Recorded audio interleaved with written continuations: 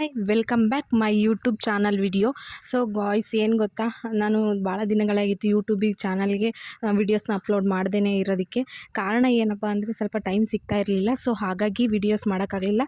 So come back ಇನ್ಮೇಲೆ ಮಾಡಿ videos ಮಾಡಿ ಅಪ್ಲೋಡ್ ಮಾಡ್ತೀನಿ ಅಂತ ಹೇಳ್ತಾ, ಸೊ ನಾನಿವತ್ತು ಹೋಗ್ತಾ ಇದ್ದೀನಿ ದಾವಣಗೆರೆಗೆ. ಸೊ ಇಡ್ಲಿ ತಿನ್ಕೊಂಡೆ, ನಮ್ಮ ಸುಧಾ ಹೋಟ್ಲಲ್ಲಿ ಇಡ್ಲಿ ತಿನ್ಕೊಂಡು ನೆಕ್ಸ್ಟು ಬಸ್ ಸ್ಟ್ಯಾಂಡ್ ಹತ್ತಿದೆ, ಸೀದಾ ನಮ್ಮ ದಾವಣಗೆರೆಗೆ ಬಂದೆ. ಇಷ್ಟೇ ಅಂತ ಹೇಳ್ತಾ ನೆಕ್ಸ್ಟ್ ಏನಕ್ಕಪ್ಪ ಬಂದೆ ಅಂದರೆ, ಸ್ವಲ್ಪ ನನಗೆ ಗ್ಯಾಸ್ ಪ್ರಾಬ್ಲಮ್ ಆಗ್ತಾಯಿತ್ತು. ಸೊ ನಾನು ಕನ್ಸಲ್ಟ್ ಮಾಡ್ತಿರೋ ನಮ್ಮ ಡಾಕ್ಟ್ರ್ ಹತ್ರನೇ ಬಂದೆ. ಬಟ್ ಅವರು ಸಂಡೇ ರಜೆ ಇರುತ್ತೆ, ಬಟ್ ರೌಂಡ್ಸಿಗೆ ಅಂತ ಸಂಜೀವಿನಿ ಹಾಸ್ಪಿಟ್ಲಿಗೆ ಬರ್ತಾರೆ. ಸೊ ಅಲ್ಲೇ ಮೀಟ್ ಆಗೋಣ ಅಂತ ಹೋಗ್ತಾ ಇದ್ದೆ ಫ್ರೆಂಡ್ಸ್.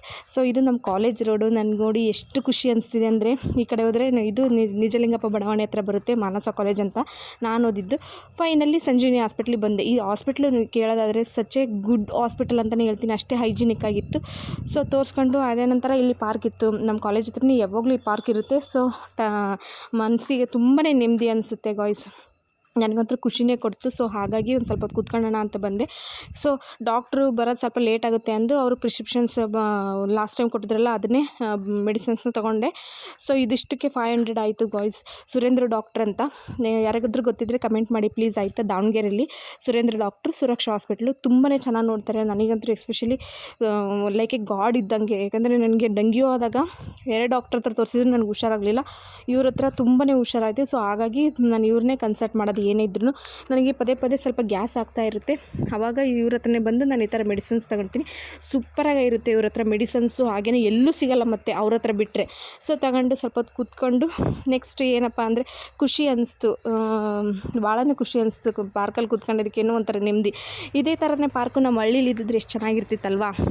ಬೇಡ ಬಿಡಿ, ನಮ್ಮ ಹಳ್ಳೀಲಿ ನಮ್ಮ ಹೊಲಗಳೇ ಚೆನ್ನಾಗಿದೆ ಅಂತ ಹೇಳ್ತಾ, ಹಾಗೆ ನಾನು ಕಾಲೇಜ್ ಡೇಸಲ್ಲಿ ಬರ್ತಾ ಇದ್ದಿದ್ದು ಇದೇ ಟೆಂಪಲ್ಲು, ವಿಘ್ನೇಶ್ವರ ಟೆಂಪಲ್. ಇದು ಲಕ್ಷ್ಮೀ ರೋಡಲ್ಲಿದೆ, ಗೊತ್ತಿದ್ದರೆ ಕಮೆಂಟ್ ಹಾಕಿ ಪ್ಲೀಸ್. ನೆಕ್ಸ್ಟು ವಿಘ್ನೇಶ್ವರನಿಗೊಂದು ನಮಸ್ಕಾರ ಮಾಡಿಬಿಟ್ಟು ನೆಕ್ಸ್ಟು ಹೋಗಿದ್ದೆ ನಾನು ಬಸ್ ಸ್ಟಾಪಿಗೆ ಹೋಗೋಣ ಅಂತ ಹೋದೆ. ಸೊ ಎಷ್ಟೊತ್ತಾದರೂ ಬಸ್ ಕುತ್ಕೊಂಡ್ರು ಬರಲೇ ಇಲ್ಲ. ಇಷ್ಟೇ ಅಂತ ಹೇಳ್ತಾ ನೆಕ್ಸ್ಟ್ ಬಸ್ ಬರಲೇ ಇಲ್ಲ. ಕೊನೆಗೂ ನೋಡಿದೆ, ಕಾದೆ ಒಂದು ಹಾಫ್ ಆನ್ ಅವರ್. ಯಾಕೋ ಸಿಟಿ ಬಸ್ಸೇ ಬಿಡ್ತಿರ್ಲಿಲ್ಲ, ಸಂಡೇ ಸ್ವಲ್ಪ ಕಡಿಮೆ ಅನಿಸುತ್ತೆ. ಸೊ ನೆಕ್ಸ್ಟ್ ಬಂತು ಸಿಕ್ತು ನಮ್ಮ 22 ನಂಬರ್ ಬಸ್ಸು.